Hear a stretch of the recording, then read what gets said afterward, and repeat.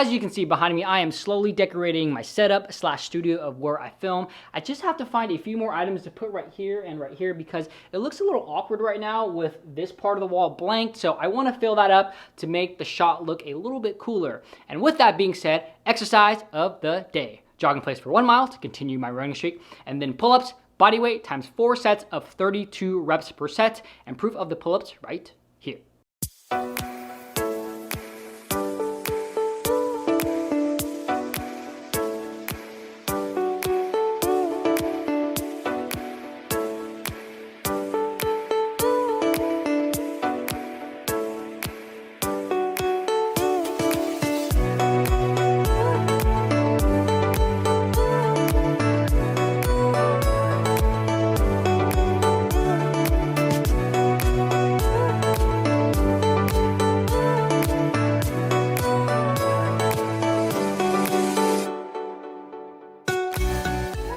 Let's get to some questions. First question comes from Steel Fit. He asks, how many hours do you put into YouTube per day? It can range pretty widely, anywhere from 1 hour to 5 hours. So on an average day, I would have to say probably around 3 to 4 hours or so. And this includes everything from filming my own videos to editing to publishing, titles, description, but also watching other small YouTubers' videos, commenting on their videos, and also commenting back on my own comments. Kevin asks, how did you decide on the snorkel mask as the items that you wanted to sell?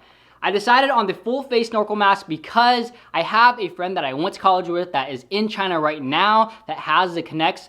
And huge lesson for me is to not ever get into any type of business if I am not super passionate about it, because I got into this business and the thought of reselling it because the hype and buzz was around Amazon fulfillment, and I thought I could make some money, but for me, money is not a big enough driving factor, and that's probably why I still have 70 out of the 100 masks that I bought.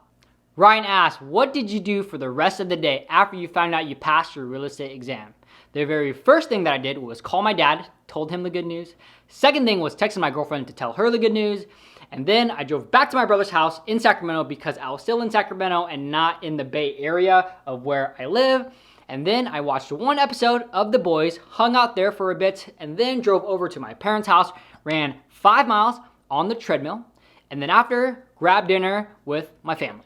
Robbie asks, were you able to go back and recheck your answers before hitting the submit button in regards to my real estate exam that I took last Tuesday? Yes, I was able to. Gloria asks, do you use lights to record your videos? Yes, I do. I use these ESDDI lights. I have one on the left side and one on the right. Daniel asks, how close are you on your watch time to get monetized? As of today, I have 2,862 hours in the past 365 days. I've been averaging about 22 to 25 hours per day, so I think I'll get to 4K watch hours in the next 2 months or so.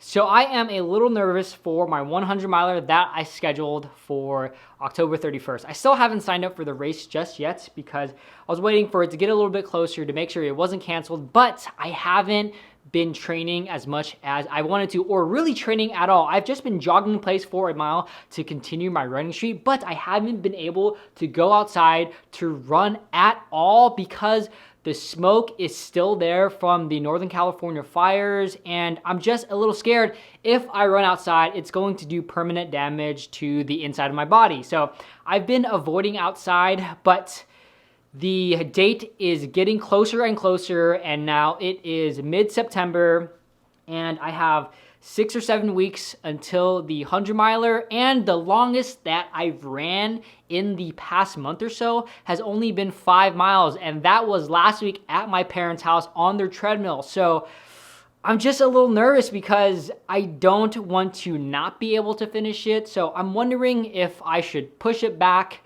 but at the same time, I don't want to push it back because October 31st is as good of a date as any, and I still feel that my body is or will hold up, but again, that doesn't make me nervous for him. But the good news is that my back is super strong from all of the pull-ups that I've been doing. I've been doing seriously 150 to 200 every single day, and I've pretty much caught up from the deficit that I was in for my yearly goal. I do have to add it up, but I think I'm pretty close. So that's the good news. So if anything, I have a super strong back, but I haven't been squatting. I've been deadlifting here and there, but I'm just a little nervous. And I've just been going back and forth of whether or not I want to officially commit to this race on this date, because this is kind of the perfect race for me in terms of my first ever official 100 miler, to get my first ever belt buckle. Well, besides the whole I can't train thing,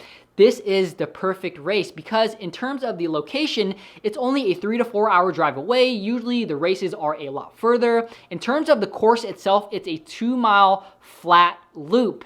And I'll have an aid station every 2 miles, so I'll be fairly safe.